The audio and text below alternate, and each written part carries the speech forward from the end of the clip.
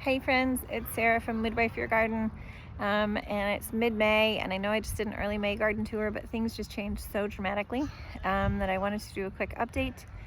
And let me take you over to the far garden first and show you what's happening over there, and then I'll show you what's going on here.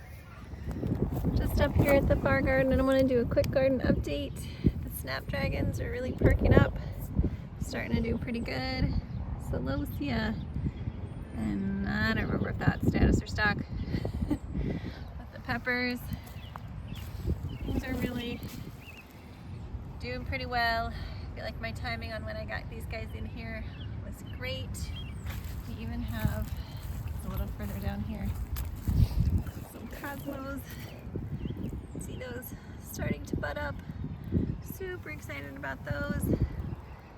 We cleaned out the onion bed and got some straw down in it, hoping that that helps with the weeds a bit.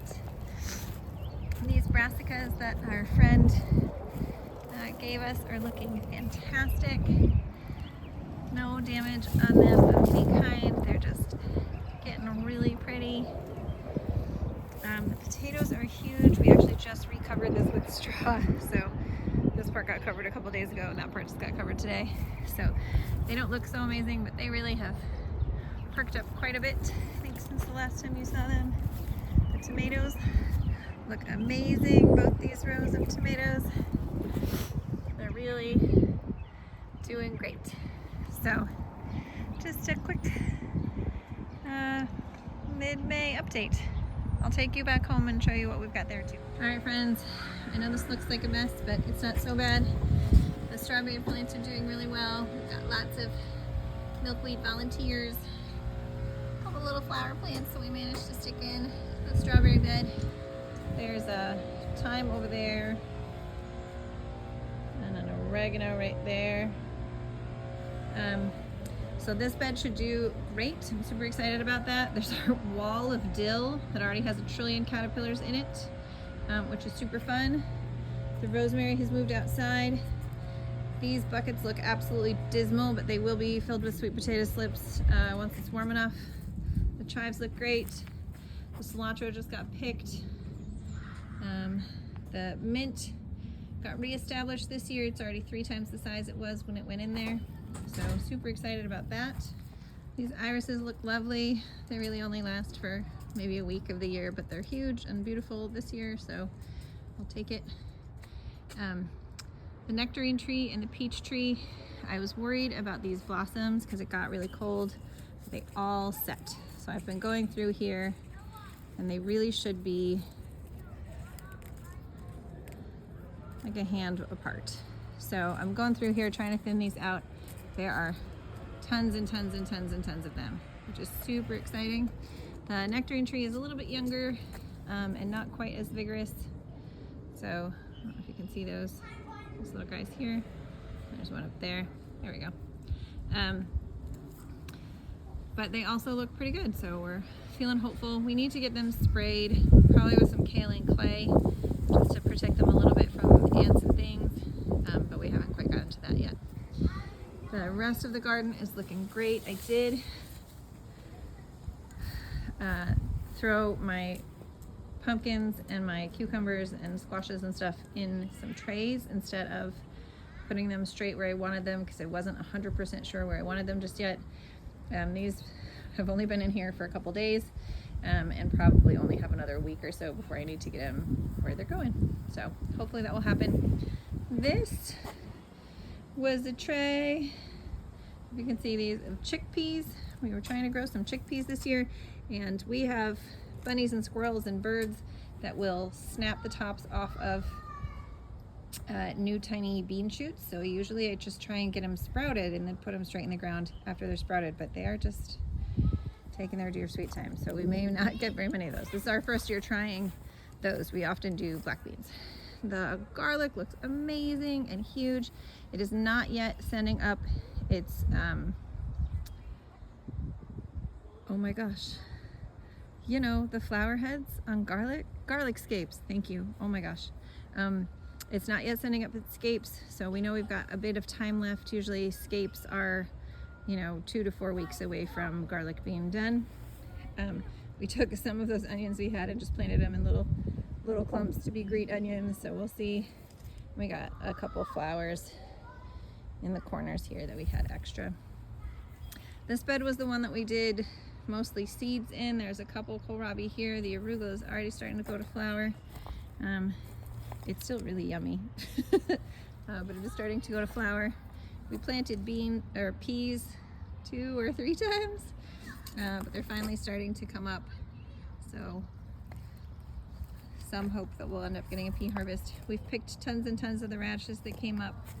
The carrots did not germinate really well. The soil was just a lot more hard this year, and so then I ended up throwing some potting soil over the top just to see if the seeds could germinate through that. But I think I'm probably just gonna have to resow the carrots here in a little bit. The second sowing of beets is doing great. They all came up, so we'll thin that in a little bit when they're a little more settled in. And this is where the tomatoes and the peppers are. So that's the north side. So we've got tomatoes along there that'll grow up that trellis, and then peppers in front. We had a couple real sad looking little basil plants, but I put them in and we'll see if they survive. They were very sad in what they were in. Hold on, let's take you around the other side. This is our compost setup. We've got a tumbler for food scraps from the house, and then this one gets just like plant matter from around, grass, cardboard, all that kind of fun stuff. Stuff that critters aren't so interested in, but the food scraps from the house go in that one, and that seems to be working for us. This was supposed to be mostly cauliflower and cabbages. It's got more kohlrabi and broccoli has been put in here in fillers, so a lot of that is happening, but the cabbages are finally perking up. We did get fun little visitors after we put the straw down. I'm not terribly surprised by this. I whine about the bunnies eating the edges of my plants, and then I build perfect little homes for them. So in here, see if you can see these guys. It's not dangerous for them for me to do this, but if you can see those are little baby bunnies. We got lots and lots of bunnies in the area, and a mama knew that this was going to be a safe place to put her babies. So we'll cover them back up with their fur and cover them back up here. If you do find a nest of baby bunnies and you don't want to get rid of it, they usually only stay for about 2 weeks. We've had a ton of them. Mom only comes twice a day, usually at dawn and dusk. She only stays for about 5 minutes, so don't feel like they're abandoned. They're probably not. And just leave them be, they'll move on. We threw a little chamomile plant over here. I'm not really sure what made me decide it needed to go here, but that's where it is. This is the broccoli bed. It's looking great. We did get nibbles on some of those leaves when they were little, but now that they're bigger and stronger, they're doing just fine. We also planted some of those same chickpeas in here, and a lot more of them are coming up. So I don't know what the deal is. There's some back there. I do leave my brassicas uncovered. I know that sounds crazy. Every time I try and cover them, bunnies, voles, rats, all kinds of people get under my coverings. And that's worse for me than the caterpillars. So it's terrible. I know nobody likes to use the spray. It is an organic spray. It's just a bacteria, but I do use BT, and that really seems to work for me. So that's what I'm gonna keep doing. The raspberries are trying their very best. Poor little raspberries.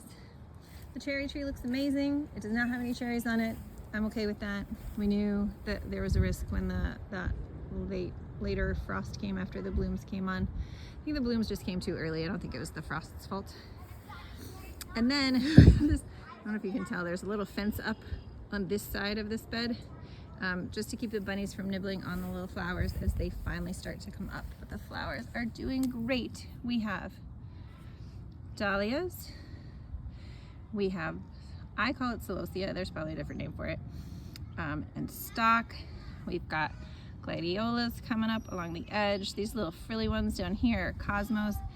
This is probably way too much for this one little bed, but all of these big puffy green things you see are flowers that we planted on purpose, and I'm super excited about it. So this should be super fun in another month or two. There are some zinnia seeds if you can see them kind of over there. Those are zinnia seeds. But yeah, the vast majority of this is stuff that we actually put in here on purpose. So I'm really excited. The bunnies have done a little bit of damage. I don't know if you can see kind of the edges of that one. But for the most part, this makeshift little fence definitely can't keep them out, but it is discouraging them. And this little critter over here, Miss Molly, trying to wreak havoc. She loves broccoli. She loves spinach. She loves radishes. See, I love all the things, and I will steal them if I can. Miss Molly tries to steal things from the garden, but most of the time does a pretty good job at waiting for us to just give her the extras. So the radish that went to seed and didn't grow very well, she'll chew on that, and broccoli leaves and things like that. In the early season, sometimes she's a menace, but this year she's trying to be patient. She has not discovered that little cache of baby bunnies, so that's nice. And we'll try and keep them safe. This is Sarah from Midwife Your Garden. If you've got questions or comments, please leave them down below. Otherwise, I'll see you next time. Thanks. Bye.